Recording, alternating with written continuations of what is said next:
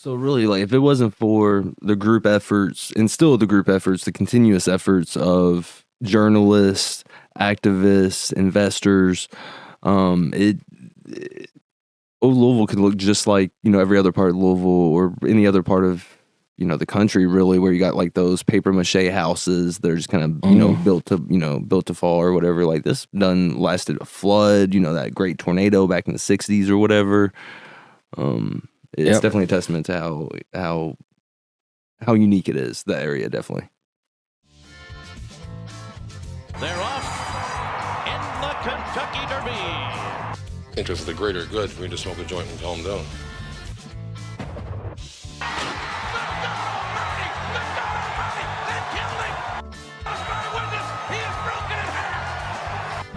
I am the greatest. He'll fall an eight to prove that I'm great. And if he keeps talking Jack, I'm going to cut it to five. Welcome back, everybody, to another episode of the Ville Chillin' Podcast.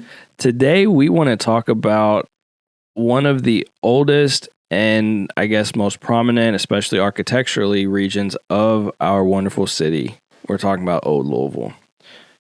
So this idea came to me when I was just kind of researching just Louisville in general, just reading up on it. I didn't realize like how prominent Old Louisville really is when compared to other neighborhoods like it around the nation. And by that, I mean it is the largest collection of Victorian mansions in the United States. So the largest historical district in the United States featuring Victorian architecture, which is pretty amazing. There's the Old Louisville Neighborhood Council has existed for over 40 years. And they just kind of keep trying to do more and more to advocate for the preservation, working in the community, putting on events, and just raising money to keep restoring as much as possible the whole area. I guess like when you grow up around here, you kind of take it for granted. You're just kind of used to those kind of style, buildings and houses. And the thing is, like in a lot of most neighborhoods, those went away, throughout the country because they didn't have that council. That neighborhood council had a lot to do with keeping these buildings preserved and keep them going. And that's why we're able to enjoy it and kind of see it throughout the city. And there's a lot of stuff to do. They have guided tours so you can see some of the main attractions of the neighborhood, and then they have some of our favorite like bars and restaurants, right? I mean, between Mag Bar and, the Pizza Danisi. And then I haven't been to Ollie's Trolley, but I've heard nothing but good things, for burgers and fries. Dude, their fries are dro.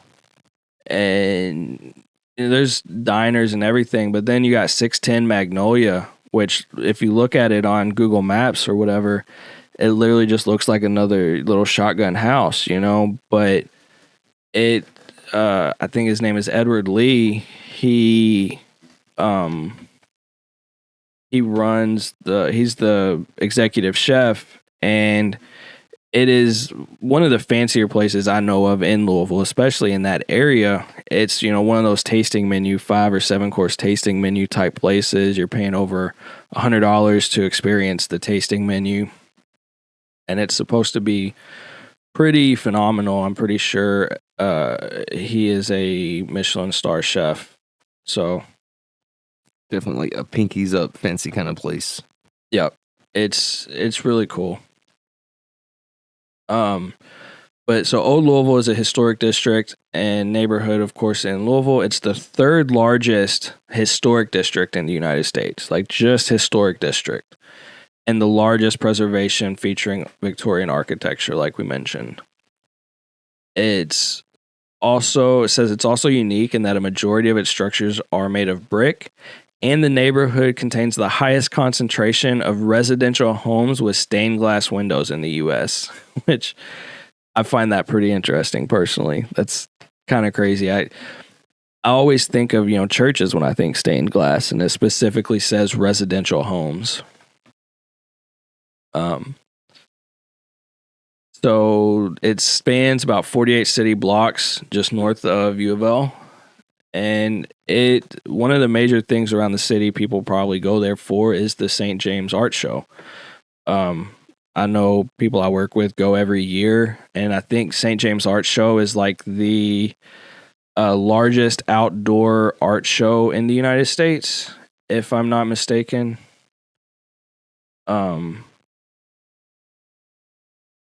More than 700 artisans from various locations throughout the Americas, draws 300,000 people, and a third of them are from out of state. So that's pretty huge. I mean, it reaches a lot of people, and it gives a lot of people a place to showcase their art and their work. You know, pretty amazing. And you was talking about those stained glasses reminding you of churches too. I mean, there is a lot of churches down there too, concentrated. I mean, it was just talking about that on the with St. James. You know, it is surrounded by all those different kind of Victorian style churches as well. Yeah, so it was built in like the 1850s to the 1920s, and even though it's not actually the oldest part of Louisville, it's still kind of the oldest we get to see now. You know.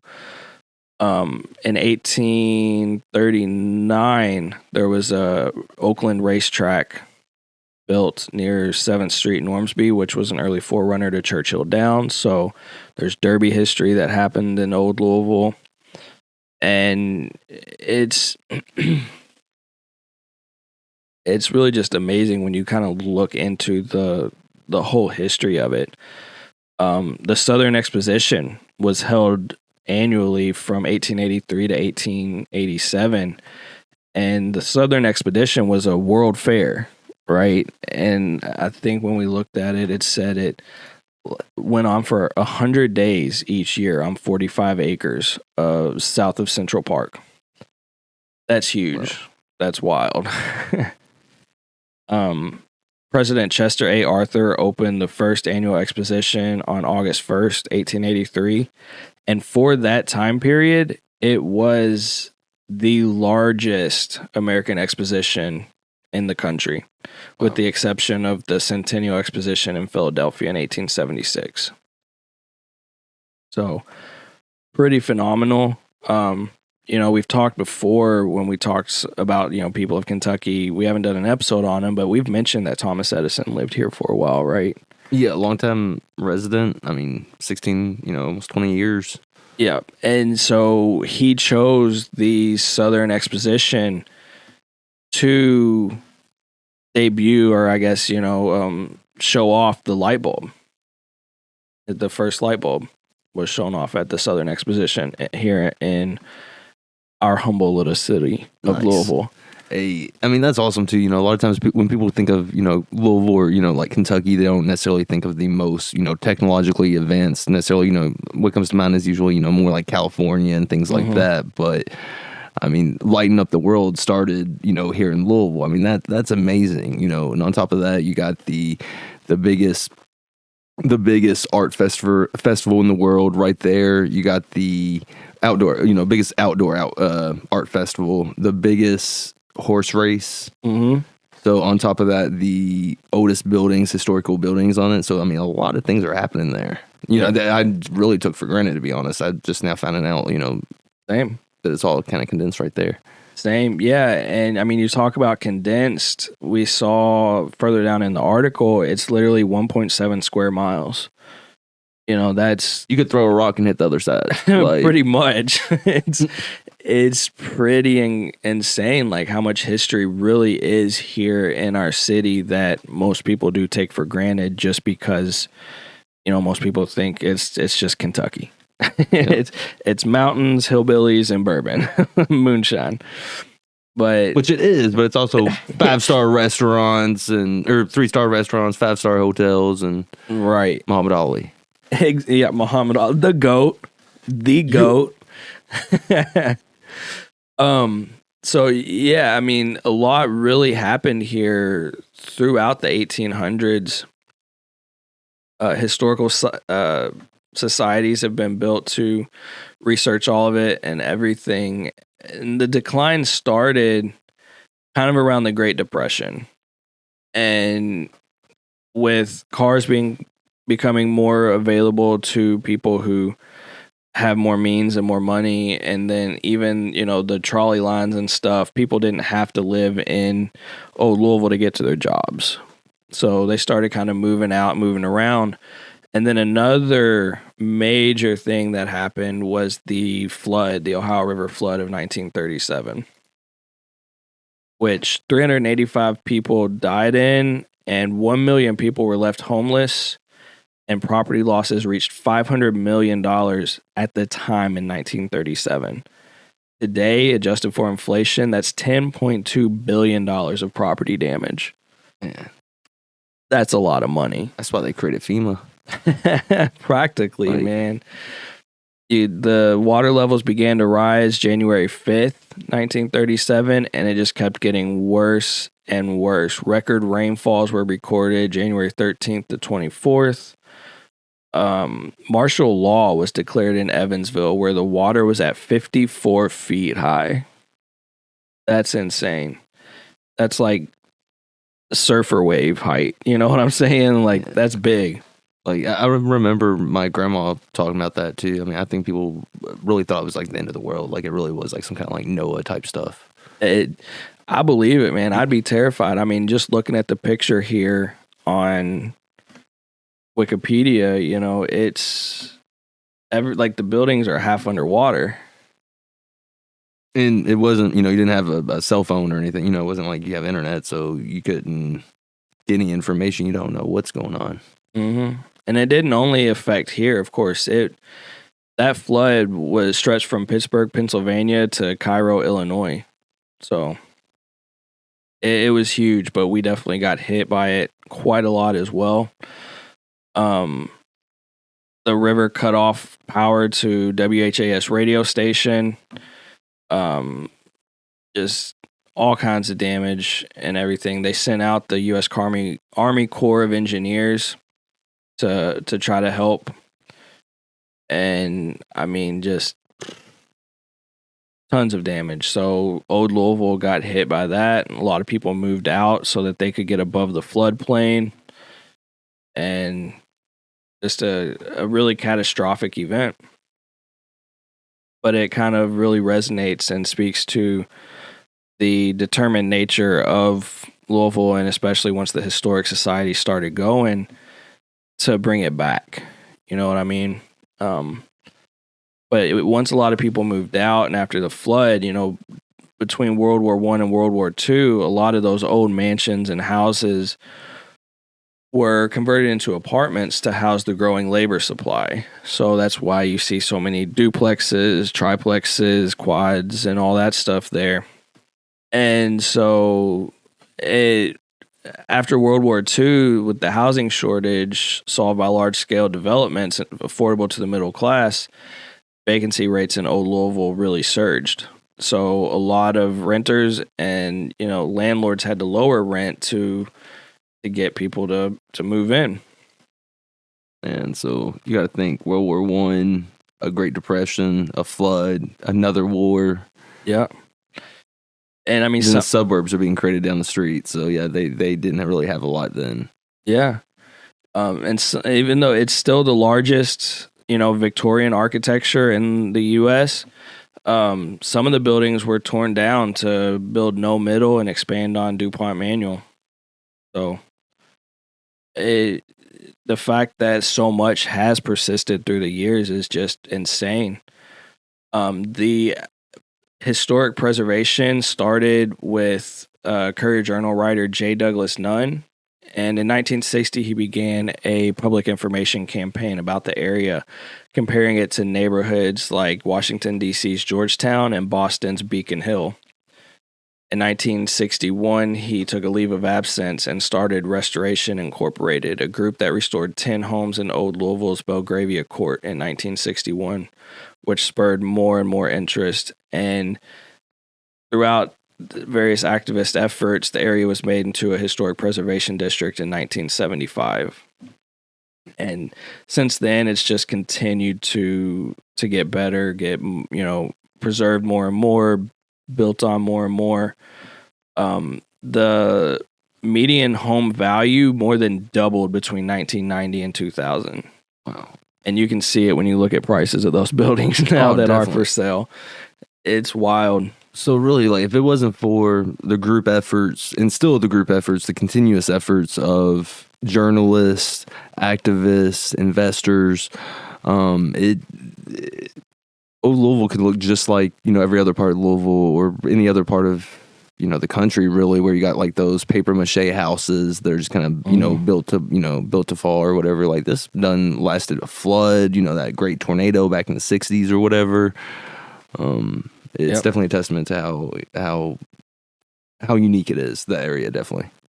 Yeah, it's really cool too, because like the different, for being such a small space, and by small space, 2 square miles, there's literally different societies, and each little area kind of has its own layer, if you will. Down here, well, for one, it's broken up into regions by the U.S. Census Bureau. That tells you how densely packed it is with people. It's like 14,000 people in that 2.5, or that less than 2. It's a 1.7 square mile area. So definitely pretty crazy. 7.8 thousand persons per square mile. And it's split up into 5 different, districts by the Census Bureau. But right here is where what I was talking about. There's 8 different neighborhood associations, each providing different levels of infrastructure on each street. For example, 4th Street, the streetlights are designed as an old lamppost, and there are ornamented trash cans with the fleur-de-lis symbol. St. James Court, there are gas lampposts, and on 3rd and 2nd Streets, there's small light posts on the sidewalks. Orbecker Court has cast iron decorative gates. And this is all just in a 1.7 square mile area. So it's really cool. It's like they're kind of preserving, each little area is preserving a different piece of history and how that all started and how it became what it is. Another brag, Old Louisville features the largest collection of pedestrian-only streets of any U.S. neighborhood. So if you're someone that doesn't like driving and you prefer to walk from, your destinations and stuff, for your commute, then, that's the place to be. Yeah, there's 11 such courts where houses face each other across a grass median with sidewalks. Most of them are centered off 4th Street, but yeah, it's pretty cool. And a lot of it is unique to Louisville. So, just one more attraction for our city is just the architecture and how the city was built, at least in Old Louisville. Yeah, if you get a DUI and you can't drive, that's the place to be. You can walk to Magbar, you're good to go. Get a slice of pizza next door. If you're feeling fancy because you can't drive and pay for insurance, you just go to 610 Magnolia. Right. Just be careful. The cars always be hitting the side of it, though. Have you seen that? Like the Magbar, that's a whole meme. Right. There will be a picture of a car badly wrecked in Louisville, and they're like, "Oh, what's Magbar look like?" Right. But yeah, it's right by Central Park, which is a huge park here in the city. It has a lot of different amenities. Central Park actually features the Kentucky Shakespeare Festival every year, which is the largest Shakespearean festival in the country, I believe. Actors Theater of Louisville production studio is in Old Louisville. A Louisville author, Alice Hegan Rice, actually sold a best-selling novel, Mrs. Wiggs of the Cabbage Patch. And today there's actually a nonprofit that counsels and services children of low-income families called the Cabbage Patch Settlement House. During Christmas holidays, a number of the houses, they turn into a holiday home tour where I guess they kind of decorate and they do tours of the different houses. They're doing a lot to really pull in the funding, pull in the money and everything. And one thing that's really cool is the Conrad Caldwell House. We got an advertisement. Of course we do. There's been a few of those. It's Hero Wars for anybody who didn't see the visual. It's Hero Wars available on Android and iPhone. We're not advertising that. Yeah. YouTube did that. It's in the background. YouTube did that. Yeah, we didn't ask My him bad. to. But yeah, there's a lot that just happens in such a small place. It's really cool. And the Conrad Caldwell house is huge. It's like a castle. Dude, that's creepy. That little doll in the corner, though. Like, for everybody that's not watching, there's like this old, like, Victorian. It looks like a porcelain doll in the corner on the chair. It looks like it's about to, like, do something creepy. But yeah, so you can see just how big the Conrad Caldwell house is. I always thought it was a church or a castle or something when I was a kid. I didn't even know what that was. It's based on like Romanesque architecture, apparently, and it's really cool. Created in 1895 by Louisville architect Arthur Loomis. This, Richardsonian Romanesque castle stands as an ornament to the city of Louisville. Dude, if they ever like remake like Dracula or something, then that's the place they need to do They it. should do it there. Hell yeah. And so they do a bunch of stuff at the Caldwell house. They have Oaks Day brunch. They have an indoor Victorian garden. They do all kinds of stuff. And one thing that's really cool, outside of just the standard tours they do all year, and of course the Christmas stuff, is the haunting. There's a haunting at the Caldwell or the Conrad Caldwell house, apparently, and they do tours, and it's got to be creepy. You know, for one, you're already transported back in time just being in the area, but not just the Conrad Caldwell house, which it says you tour the home guided only by the soft glow of lamps that illuminate the 10,000 square foot home. The whole Old Louisville area is known for hauntings. There's actually the Louisville Historic Tours puts on an annual Victorian ghost walk every year around Halloween. So just so much history, you know, and apparently history is still there and they won't go away. Yeah, they got tickets on sale. Like, you can show up. You don't need a ticket to walk down the street. Yeah, just hang out, wait for them to start moving, and just follow them. You know, they can't tell you no. Oh man, but yeah, it's just amazing to me how much really happens in such a small, condensed place that I never really knew about. You know what I mean? And it's really cool that we keep finding stuff like this.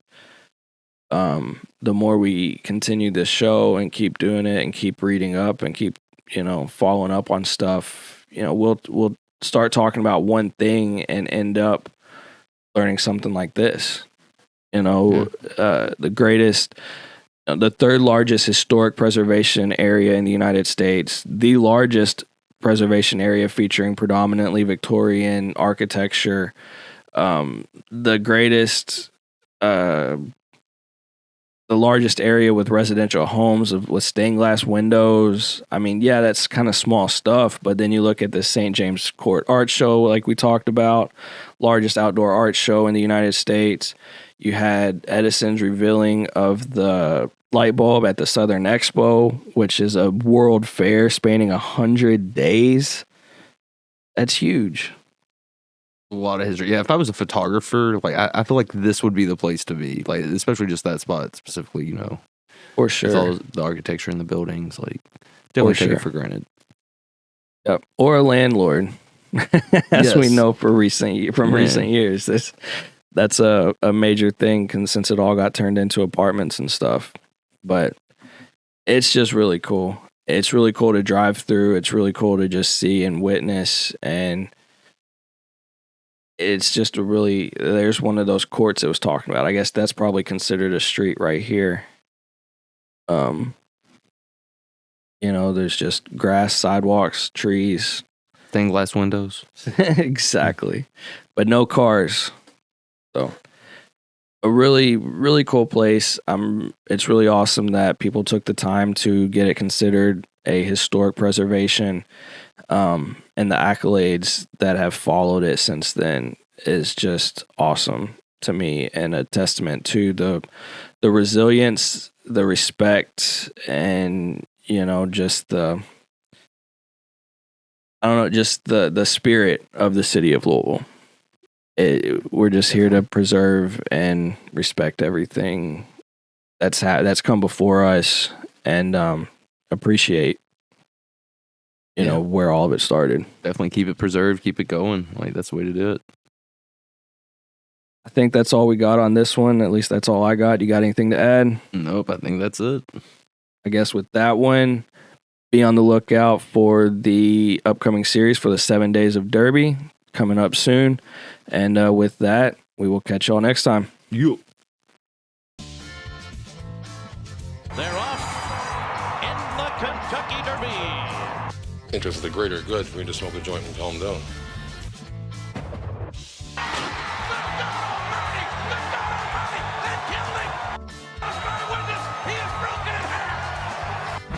I am the greatest. He'll fall an inch to prove that I'm great. And if he keeps talking jive, I'm going to cut it to 5.